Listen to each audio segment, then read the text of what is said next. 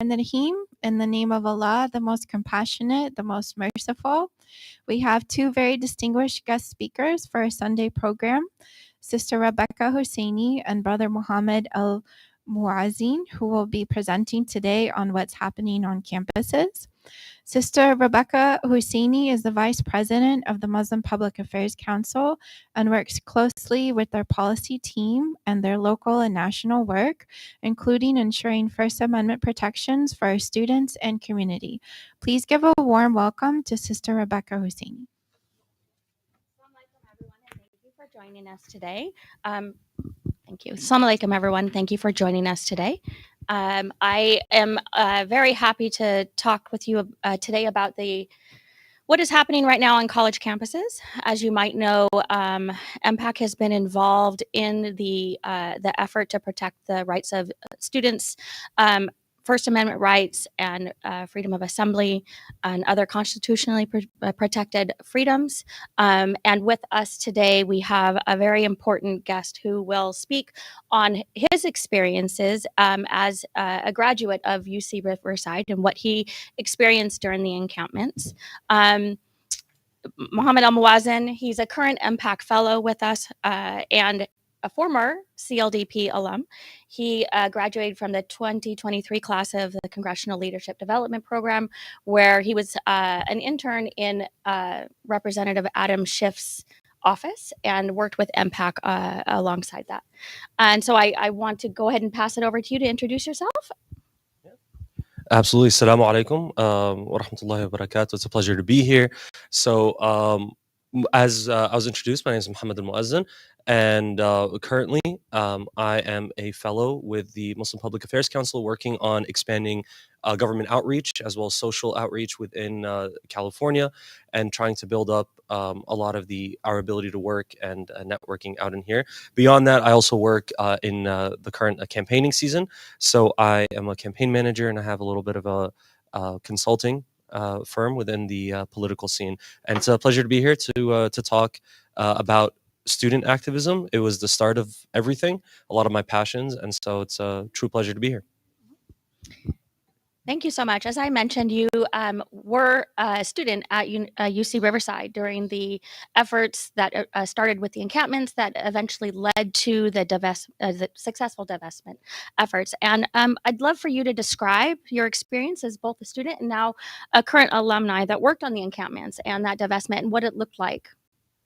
No, absolutely. So what was interesting about my experience with specifically UC Riverside's SJP was, as you mentioned, there was the student aspect back before encampment. So we're talking 2022 when there was the first passing of divestment back in 2022, and then as well coming back as an alumni to work with the encampments. And one of the very interesting things about UC Riverside is that within the UC system, UC Riverside is very unique in the overall diversity of its student body, right? So whereas you have UCLA and Berkeley and Santa Barbara that are overwhelmingly dominated by, for example, like white students or Latino students, you come to UC Riverside and you see a greater diversity of all ethnicities and backgrounds. And so when you're talking about something as controversial, as critical, as divestment on a college campus, one of the most critical things comes from buy-in. You need the support from the students and the communities that are around you, and from whether you're fellow students or faculty or administration. And so something that we saw that was very interesting was, as a student, it really didn't take much for us to work with the faculty. For example, there were a lot of faculty members that very openly expressed their support for Palestinian students. There was a lot of faculty members that came to support us at our meetings, that directly stood with us against the administration.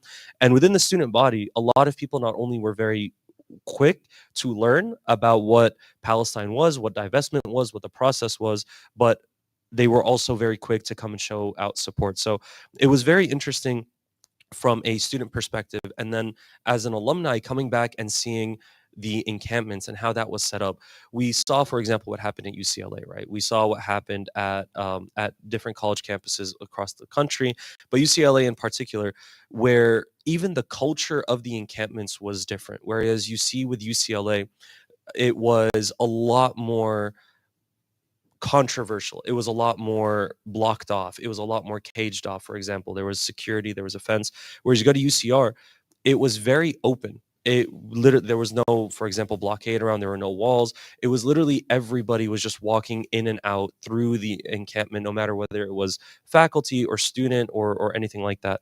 And so it was, just make sure I'm answering the question if I can. Yeah. And so this one up here, right? Yeah. Yeah. And so yeah, and so as an alum working on the encampments, it was very, very reassuring and very validating to see that a lot of that culture that we had seen in 2022, that support for the Palestinian movement, that support for Middle Eastern students, that support in general for humanity, for dignity, not only had it continued, but it had grown. We were seeing so many horizontal coalition building where, you know, especially you had the Latino student organizations coming out in huge support. Mecha had one of the largest tents that was at the encampment, very supportive on the political end, on the economic front. We saw, you know, thousands of dollars come in donations that went directly to food, to resources for students, that went into marketing material. It really, really was powerful to see.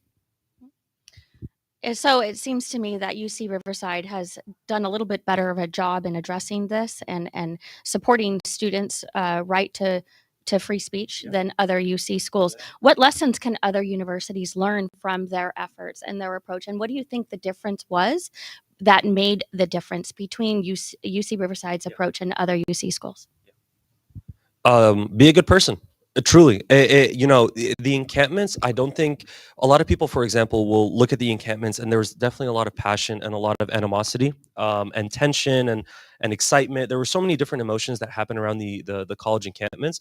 But one of the biggest lessons that we learned was the administration was dealing with pressures from all around, you know, not to defend any actions taken by any college administration, but they were dealing from pressures all around. They were dealing with economic pressures, political pressures, social pressures. The administration did not have the luxury of being able to be absolutely in support of the encampments. Unfortunately, we did see a lot of administrations be absolutely against them. But what we saw at UC Riverside that I think was very unique is Chancellor Wilcox, he was the chancellor at the time, displayed a very wonderful sense of leadership. It was a beautiful amount of empathy, of understanding, of compassion, where we saw the UC Riverside negotiating team. It was a few of the current students, the SJP students, and it was a few of the alumni, myself and the SJP president when I was there as well. We were the alumni representatives. What we saw was a huge willingness to just talk, to understand. What we learn a lot, for example, UCLA or Columbia or UCI, for example, is the rejection of the administration to talk to the students, to sit down with them, to simply hear them out and understand what it is that they want out of these protests, what it is that they want out of these encampments. It naturally leads to more tension. It naturally leads to more animosity. But at UC Riverside, that display of respect, of I will talk to you, I will go out and go to the encampment and I will talk to the students that are camping out, I will talk to the faculty members that are in support. It's something that I think a lot of the UCs and the Cal States and any universities can learn, is that simply Palestinian allies and Palestinian students and Palestinian movements are not your enemy. They are not necessarily coming after you for a decision that you've made. They are trying to change a system that you happen to have a lot of influence in. And one of the biggest lessons that I don't think was necessarily learned from the encampments, but it's the idea that it's the lesson learned throughout American history. Student movements are always right. Always right. It was student movements that led very, very powerful moments in American history. Student movements were at the forefront of the civil rights movement. Student movements were at the forefront of the anti-Iraq war, of the anti-Vietnam war, of so many different movements in the past century alone, where we saw students come out in the same exact rhetoric. You don't know what you're talking about. You're young. You don't understand the situation. And then 20 years later, politicians and parties are basing their entire ideology off of the stances that the youth were taking 20, 30, 40 years ago. And so it's a very, I think, powerful lesson of just simply talk to the students. And that's something that I think UCR did very uniquely different, and why it was the only school that actually reached a divestment agreement, and why it was the only school by and large that did not require a violent repression or expulsion of the encampment or disciplinary action against the students or anything like that. And that's something that I think the schools can learn. Thank you.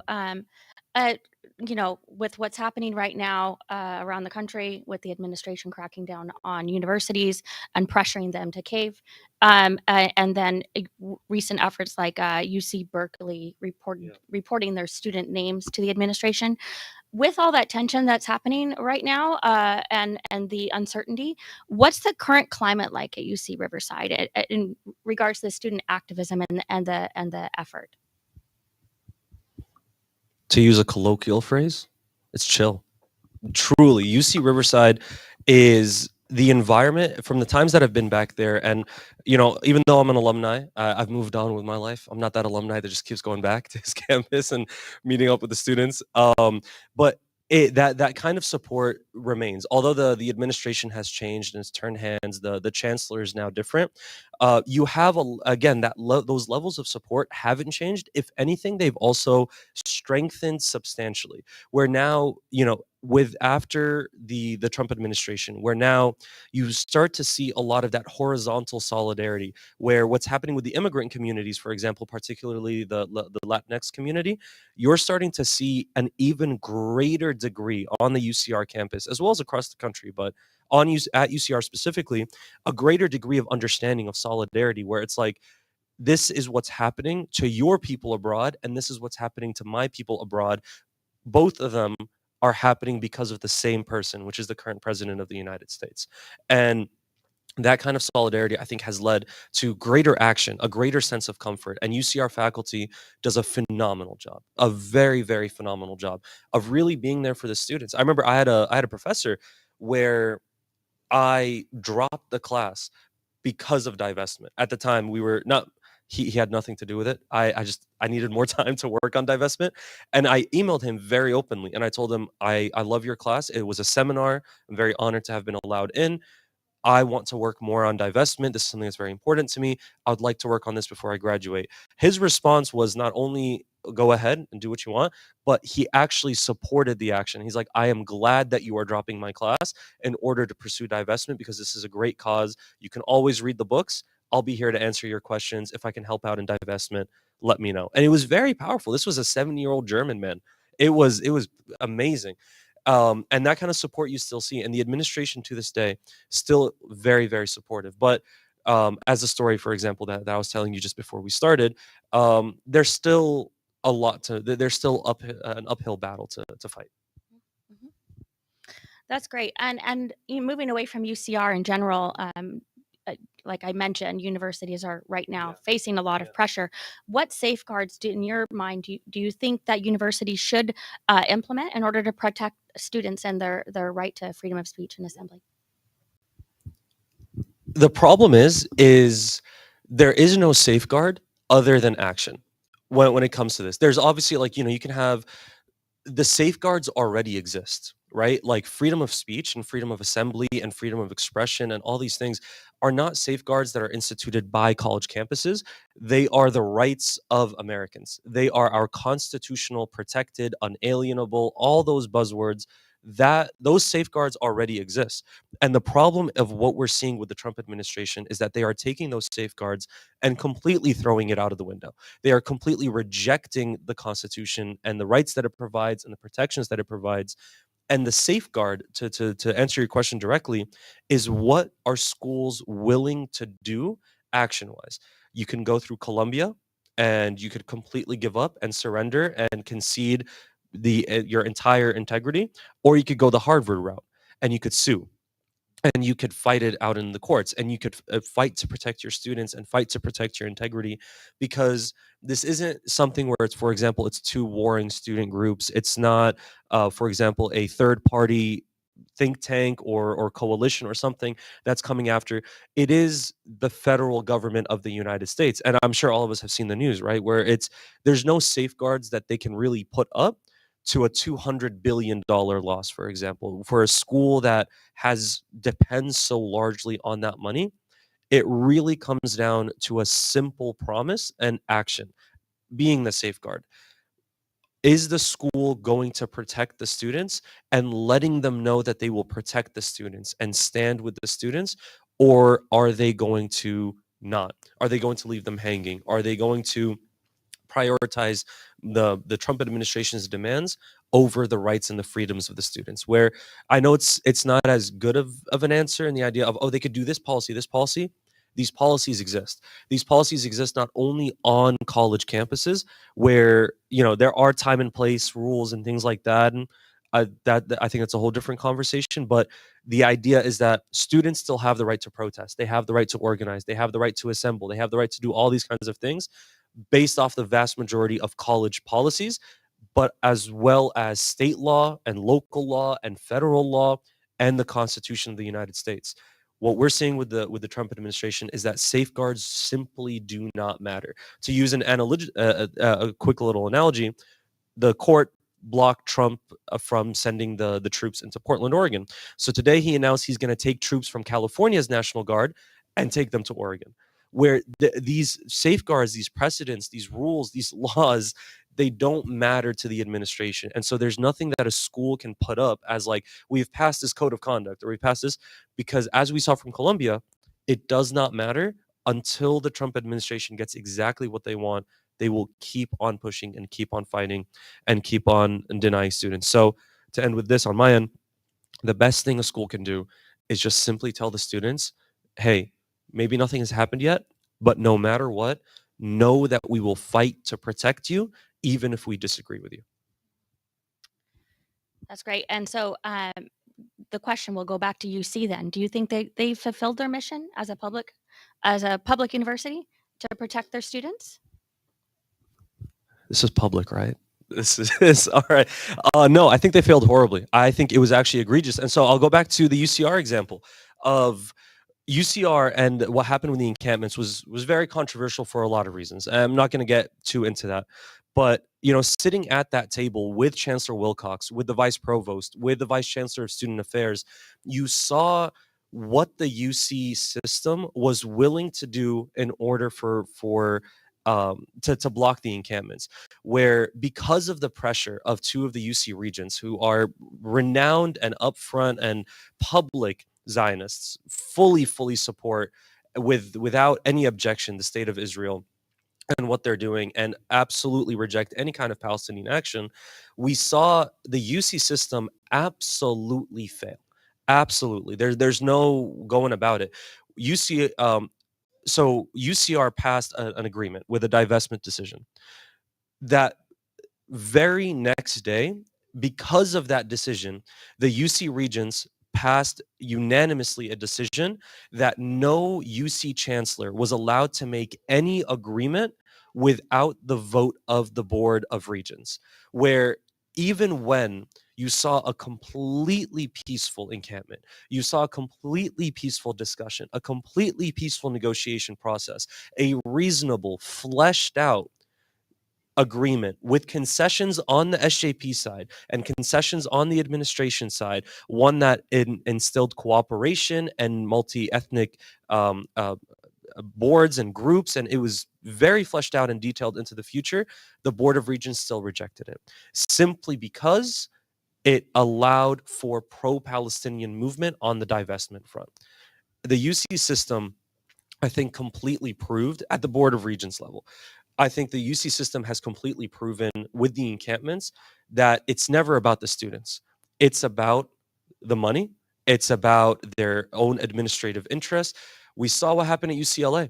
We still have yet, to my public knowledge, we still have yet to see as substantial of a rejection of the violence that occurred against the encampments with the fireworks and the brutal beatings and everything like that.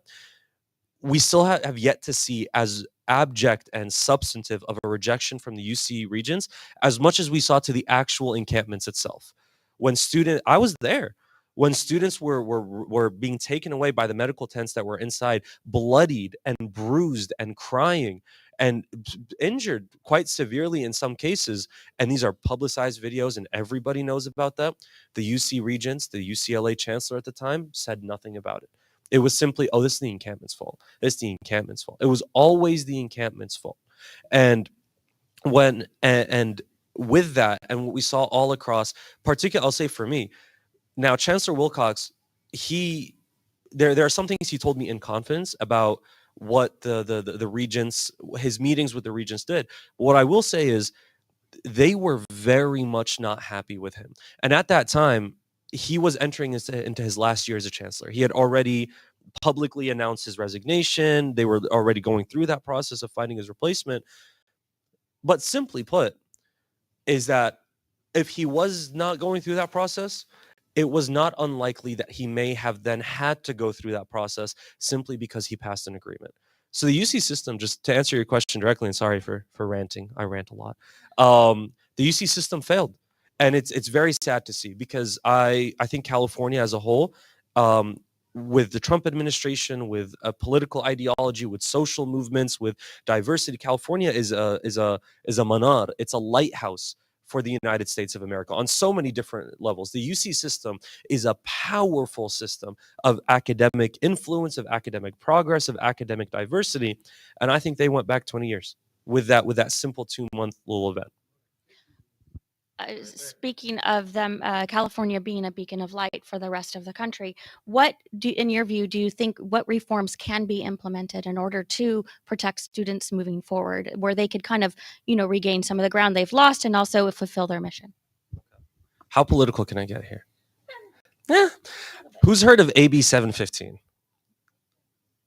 AB 715, Assembly Bill 715. So there's this assembly member out in Los Angeles, West Los Angeles. His name is Assembly Member Zabur.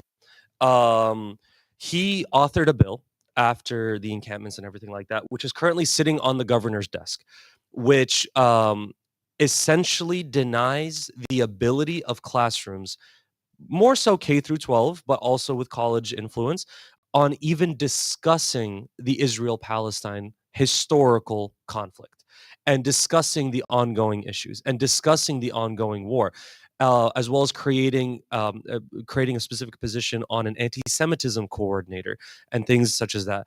And the problem with a bill like that, right, is you're in context of the encampments and everything that's going on, the genocide in Gaza and what's happening, is the creation of an anti-Semitism coordinator is phenomenal. Yeah, hate crimes exist. Anti-Semitism absolutely exists, and it is horrible from an Islamic perspective, from an American perspective, from just a human perspective. Any kind of hate exists. But the problem is that the context that these rules and these safeguards are being placed in, where it took a substantial amount of lobbying for Islamophobia to even be included as potential wording in the legislation, where the problem with what safeguards need to happen at a state level is, if you want to institute an anti-hate kind of system, that is amazing. You should. We live in a country that unfortunately has a lot of hate. Trump and the entirety of the MAGA movement, and Ben Shapiro and actors such as that. You should. Anti-Semitism is a very big problem. You should have a coordinator for that. Islamophobia is a huge problem. You should have a coordinator for that. Misogyny, sexism, racism, xenophobia, all of these are really big problems that on college campuses and on K through 12 schools really should be addressed. But if the state of California, at the government level, at the legislative level, really wants to ensure that they are creating that safe space that they always talk about, creating that space of freedom of expression, they need to make sure that they are prioritizing hate as a overarching issue rather than specifying anti-hate in one while leaving the other group completely dismembered in its ability to even advocate. How do you tackle racism and xenophobia and Islamophobia if you're not able to talk about the wars in the Middle East that are directly impacting Islamophobia? How are you able to tackle xenophobia if you're not able to talk about why Palestinians do not have a state, about why Palestinians are so demonized and brutalized and just absolutely made into barbarians on social media?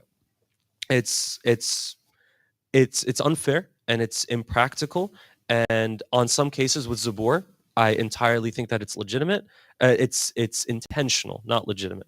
And so the state of California, if it truly wants to protect its students and make students feel heard and understood, it needs to make sure, tackle hate, yes, but do it for everybody, not just one group.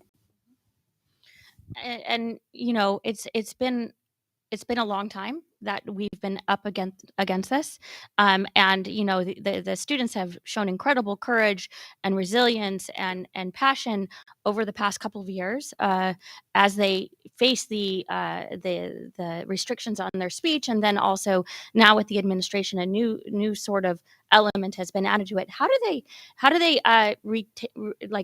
They're so courageous. How do they keep going at it and driving at it? What drives their resilience and their courage? Which students?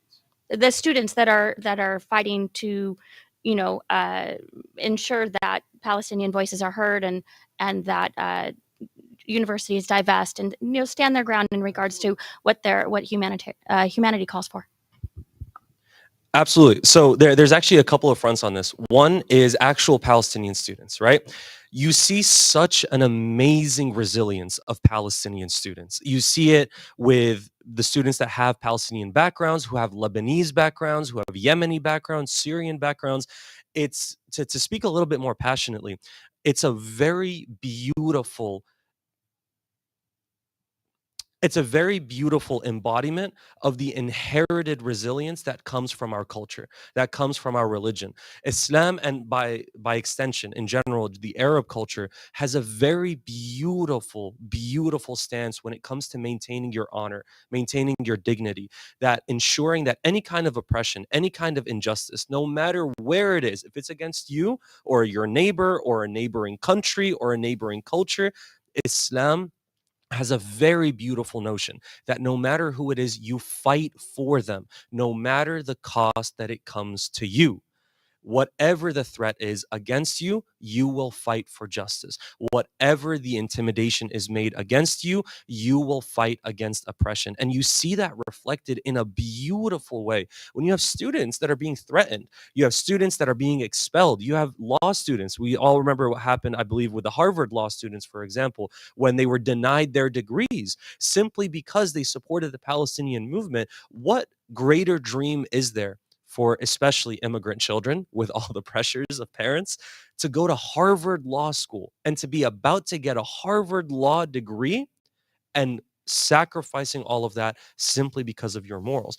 And what we see particularly with the younger movement, that's with the Arab students that I've seen. But by and large, we see the student movement is so diverse. The pro-Palestinian movement is so diverse. You see the people who are making, for example, there's a lot of Jewish groups that are sometimes they are the leaders of the movements. They are the ones that are going to the Hill. They are utilizing their ability to connect as being non-Arab and non-Palestinian, whether it's Jewish students or white students or Christian students or Latino students or Asian students, anything where they're using their particular privilege in that sense of not being directly Palestinian and having that unfortunate stigma, they are using that in solidarity. And what we're seeing with that, I know a lot of people will talk about, oh, Gen Z this, Gen Z that. As a resident Gen Zer, I know my hairline says otherwise, but I am Gen Z, is the idea that there's this beautiful awakening of cross-cultural solidarity where now more than ever, younger students are really able to see through a veil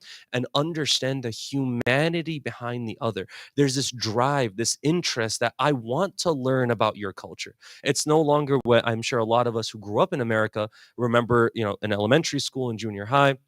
There was a lot of weirdness associated with being Muslim or being Arab or being ethnic or just being non-typical American. Whereas now, although not to say bullying doesn't exist, but you see this constant interest because of social media where people now understand what it means. Where Gen Z, in light of the COVID pandemic, when during that pandemic, for the very first time, the younger generation of America understood what politics is, because for the very first time, politics forced its way into their life. They couldn't ignore it because politics was the reason why they couldn't see their friends.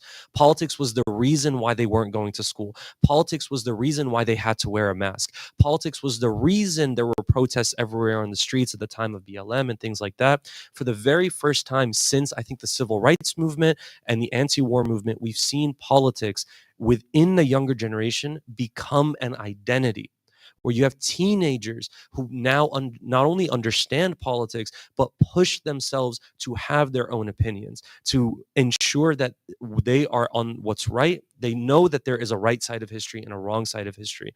And when we're seeing on college students, is this beautiful recognition of what is happening is wrong. And not only that, but we are actively being lied to.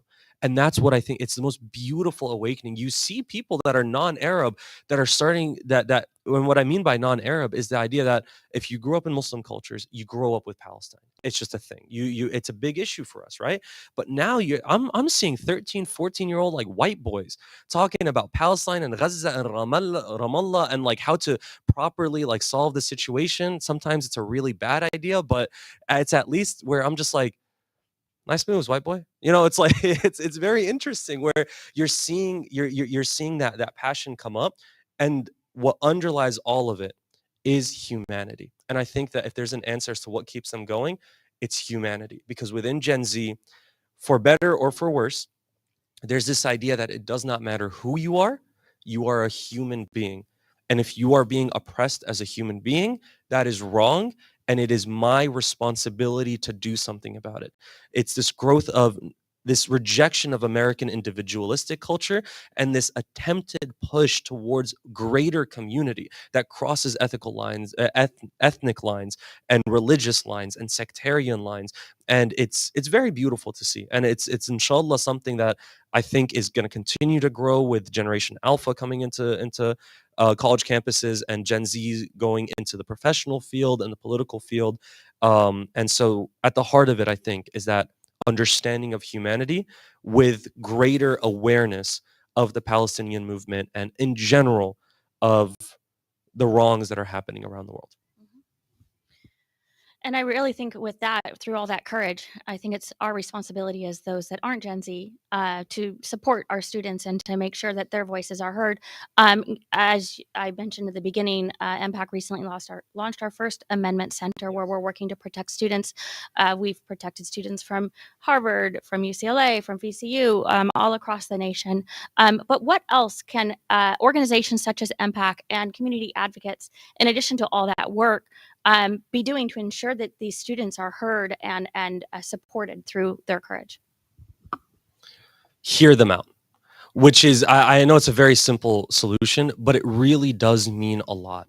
When there's a very common stereotype and a very common what I do believe is a genuine issue, not just within the Muslim community, but it's this idea that there's this pathway for how youth can get involved, and you follow this pathway. And at the end of the day, we are adults and they're children. And we know better and they don't.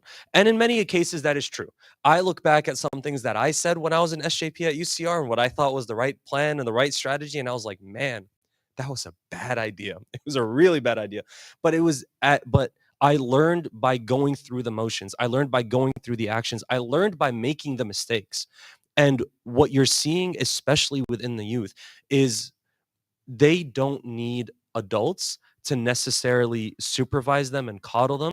They need to be heard and they need to be understood and they need to be given a platform where a youth, for example, a youth presentation should be just the youth presenting.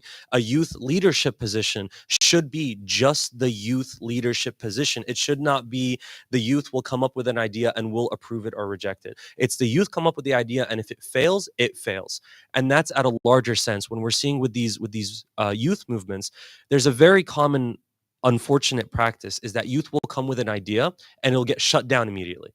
We don't think it's a good idea. No, we're not going to support that. We're not going to do that. But go out and meet them. Meet them where they're at. Go out to their college campuses. If they're hosting an event, if they're SJP or they're LSA or MSU or APSA or whatever, there's so many acronyms nowadays. There's so many student orgs. It's crazy. But whenever they're having an event, go out to the college campus, support them.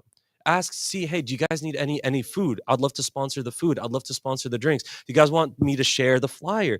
Go to them and support them. Let them be leaders in their own right.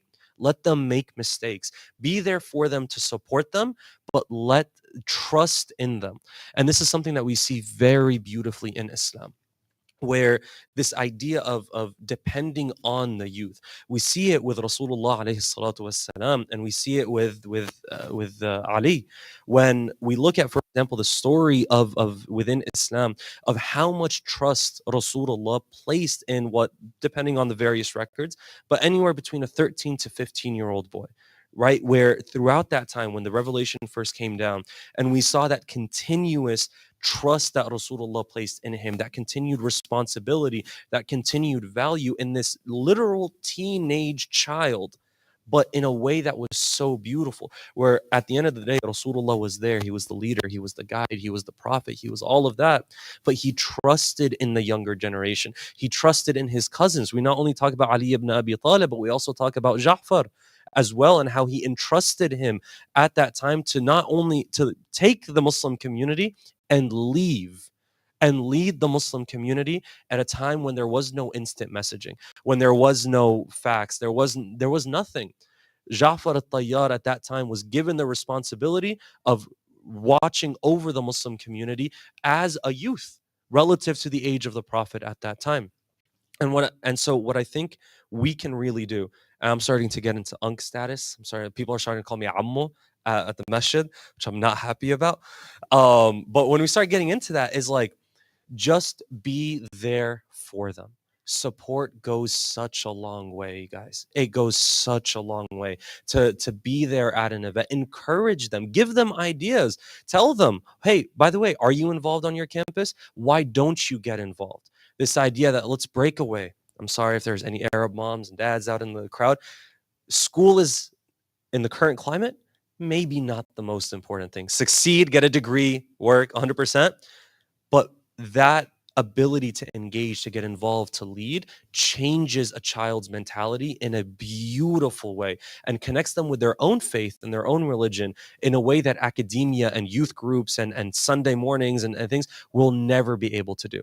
Because it's when they are at a protest and and I'm sorry to say this, but in honesty, when they're at a protest and they're facing a fully armed and loaded up and shielded police force, when they're facing a potential threat of expulsion or academic discipline or something like that, and they know that they're standing on the truth, that's when they're able to really connect themselves with their faith, with the stories of Rasulullah, with the stories of the Ahlul Bayt and the companions and all of that, and recognize that this is what it means. That at the end of the day, Allah subhanahu wa ta'ala, in yansurkumullah fala ghaliba lakum. If Allah subhanahu wa ta'ala will give you victory, whether it be academically or economically or socially or politically, then there is nothing that is going to come after you. And so that beautiful sense of tawakkul, that beautiful sense of leadership, that beautiful sense of responsibility, of morality, of ethics, is what I think we can give to the next generation. What I try to give to my youth group at my mosque, what there were people who gave me, which is why I'm, ranting in front of you all today. Rebecca is one of them. For example, when I came as but that version of me that was like, yeah, SJP protest. That's how I came to Rebecca, and she made this. So kudos to Rebecca. But yeah, just give them a voice, give them a position, trust them, and if they make a mistake, then trust Allah subhanahu wa ta'ala. Thank you so much, Mohammed. That was very beautifully said. I want to open it up to questions. Any questions that you might have for Mohammed?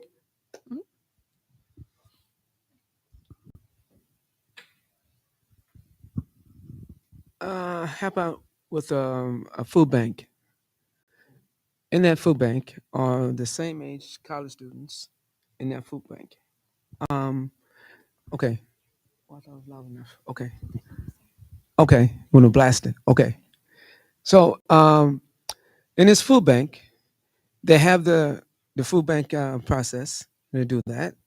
After that is a meeting on the same subject that you were talking about. But you your talk. Now, this is going on all over Los Angeles, right now. My role there was what you just said. I would listen. They really want to know what I had to say. They would say something what I would kind of expect a person their age for nowadays. Not too much so when I was growing up, when I was their age, because we were extremely precocious. Like we had to take care of ourselves sometimes. Some people, are just 7 years old. I mean, the parents are gone. But they were very, very respectful about the difference in how I saw things. I saw safety. They were like, yeah, let's go, let's go, let's go, right? And also, I was interested in strategic moves. Which they were like still emotional and everything, right? Then they didn't understand what they're creating. You know what I mean? They would be surprised. So I understand.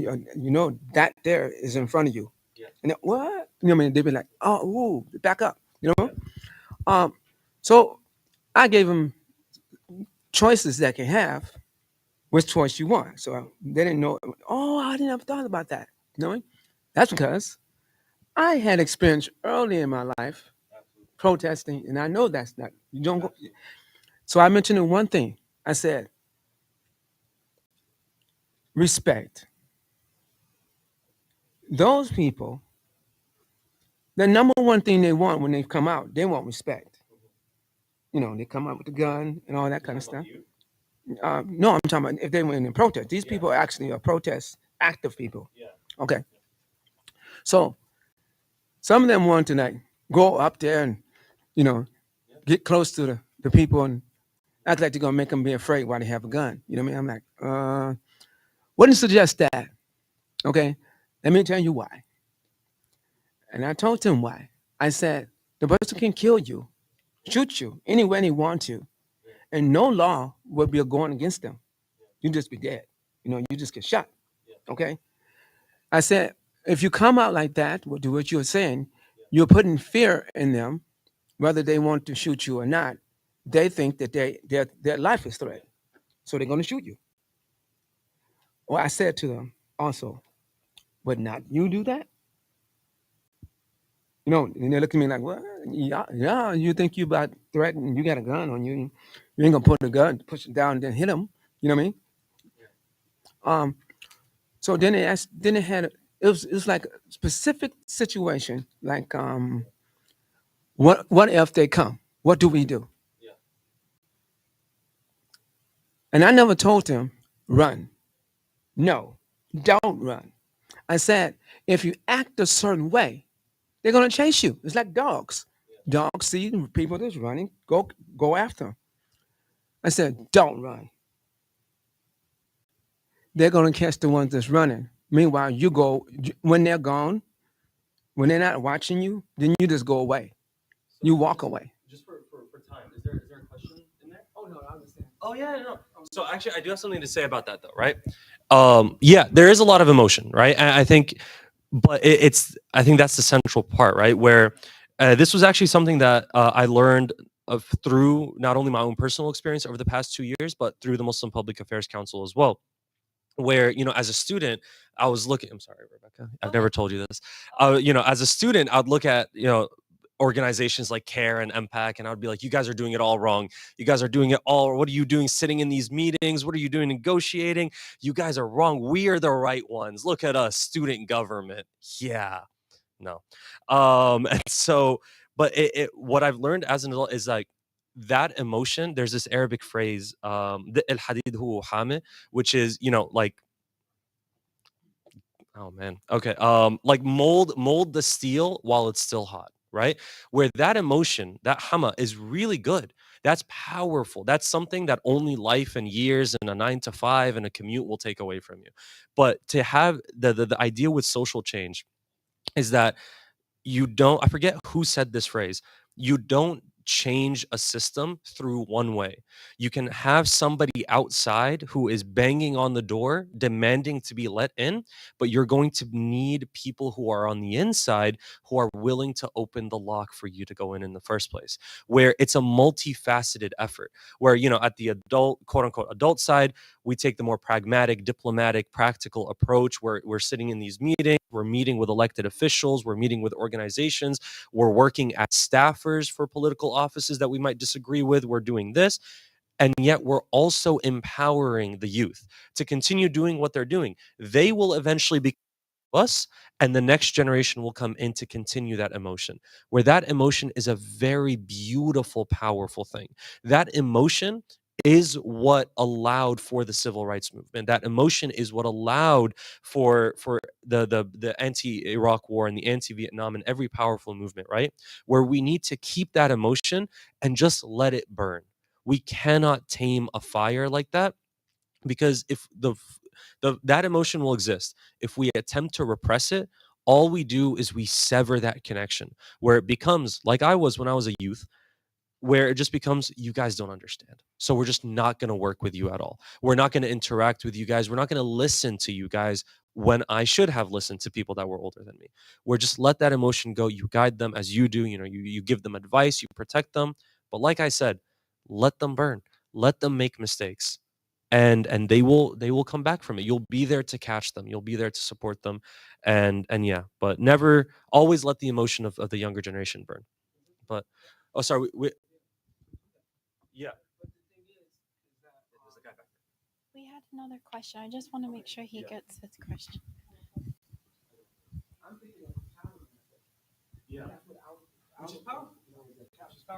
Yeah, just have a question. So, did you think about the aspect of the families of the students that are engaged in these protests or actively working? So, just give you a little bit of context about my question, why I'm asking that. Because traditionally, or I don't know, the demographic of the students that are engaged, are a lot of them are probably second generation immigrants, like parents came to this country with the, I would say, the mindset, say like my Egyptian heritage would say, walk beside the wall, don't cause a lot of trouble, don't bump head with the government, right? Be safe. So putting that in mind, what was the engagement you guys had with the families? That's a very, I have things to say, man. I have things to say. All right. That's very, very powerful. And 100%. I think it's also very fair with our, like, I'm from Lebanon, if you guys didn't guess from my earlier phrase and how I spoke. But there's this idea within a lot of our countries, right? Where it's like, just keep your head low, because if you don't keep your head low in a lot of our countries, you might not have a head anymore later on. To speak very honestly, right? Government repression, whether in Egypt, whether in certain parts of Lebanon, Bisuria, Urdun, Saudiya, right? Like, God forbid you say anything against, sorry, against that. But and first, and a lot of parents do get worried about their children. I saw that within. I'll speak for my own, where I grew up. It was funny, right? Because you grow up with a lot of these parents. They're the ones that teach you about Palestine. They're the ones that teach you about the need to speak up. They're the ones that teach you about how horrible the situation is. They're the ones that put on Arabic news while you're having breakfast before going to elementary school, and while you're eating Cheerios, you're just seeing dead bodies. It's like really weird, right? But you grow up, and then you're like, all right, well, I want to go to a protest. خليك انت بدرسك وهيك. But it's that idea where it comes from a perspective of fear, right? But what I've seen, which was very, very powerful, is that, again, it's a two-way road. So this is something, this is what I'm telling y'all. But when I talk to like the college students and the youth, it's a two-way road of talk to them, sit down with them, right? My mom was very against me getting involved, whether in politics or actual like student organizing, because there's that fear. But it also comes down to a single philosophy, a single value, a single lesson, which is our parents came here for a better life, right?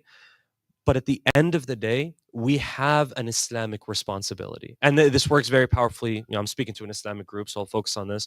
It works very powerfully within the Islamic context, where we do have an Islamic responsibility. Allah subhanahu wa ta'ala allowed our parents or allowed our grandparents to come to this country, allowed us to become successful, allowed us to live in a country where, I know there's a lot of issues, but I say this sincerely, a country that is free.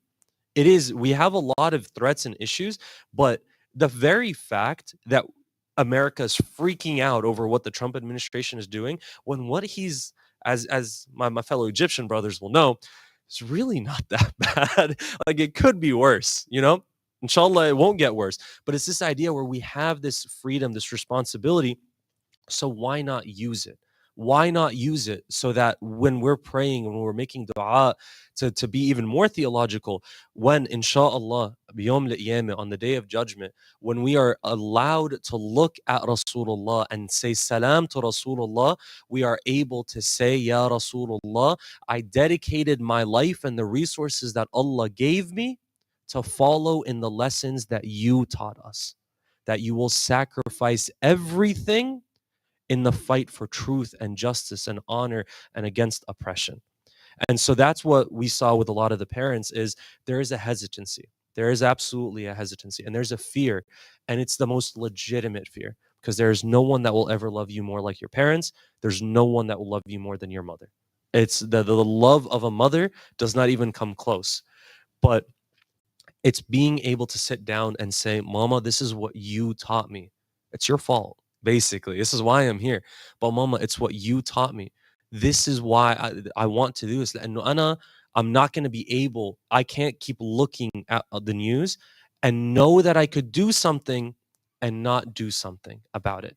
What very little we can do, whether it's voting, whether it's getting involved, whether it's protesting, whether it's boycotting, whether it's going to the student protests and things like that, that means a lot from Allah subhanahu wa ta'ala. Our rizqna, is a test. What are we going to do with our comfort?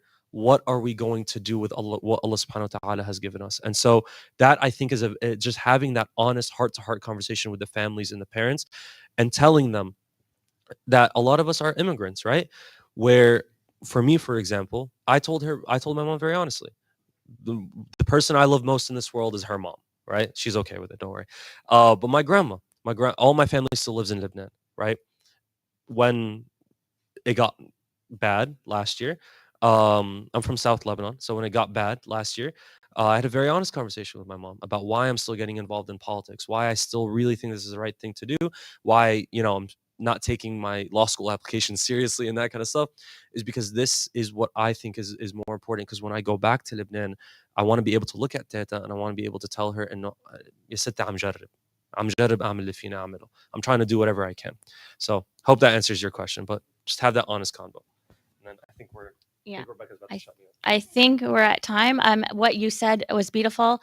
It also reminds me of a quote that MPAC's founder, Dr. Maharatut, said, which is, home is not where my grandparents were born, but where my grandchildren will be raised. And I really think that what you said really beautifully encapsulates all of that. So thank you everyone for coming.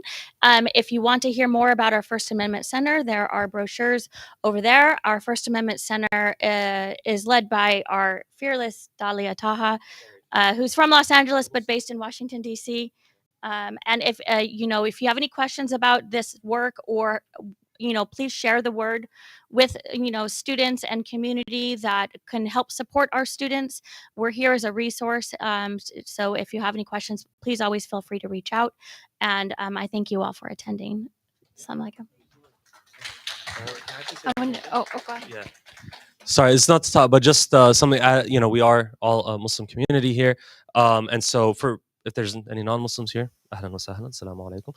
But for those, inshallah, out of memory for all of the wounded and the marhumin, all the shuhada that we've lost in Palestine and Lebanon and Yemen, Syria, all around, for all of our sisters and brothers and for all the oppressed community, inshallah, let's just please recite individually Surah Al-Fatiha for Taysir al-Umur, and also for all the souls of the loved ones that we have lost. So please recite. I'm sorry?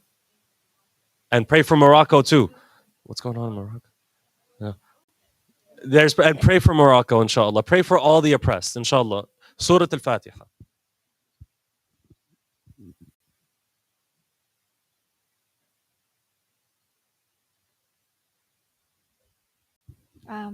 I want to thank our speakers. Thank you so much for coming out today and for this enlightening talk. And I want to invite all of you to join us for Friday prayer in our prayer hall right now. And afterwards in this class, we'll have... Oh, I'm sorry. Oh, sorry. I'm with you, sister. I'm with you.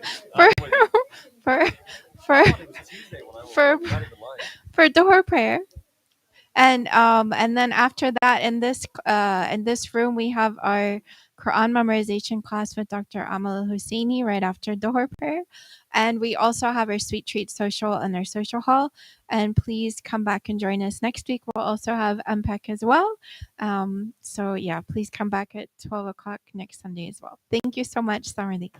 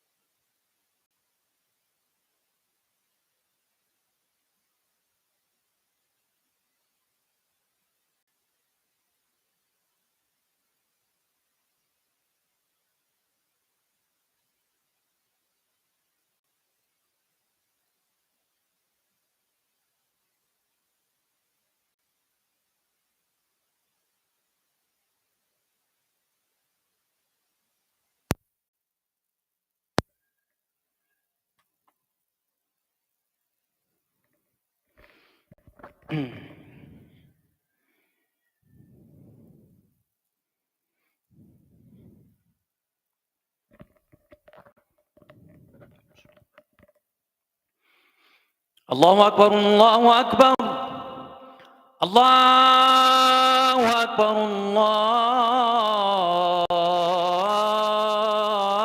الله أكبر أشهد أن لا إله إلا الله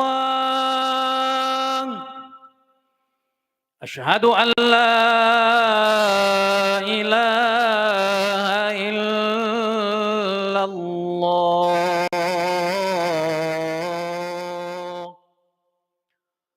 أشهد أن محمدًا رسول الله أشهد أن محمدًا رسول الله حي على الصلاة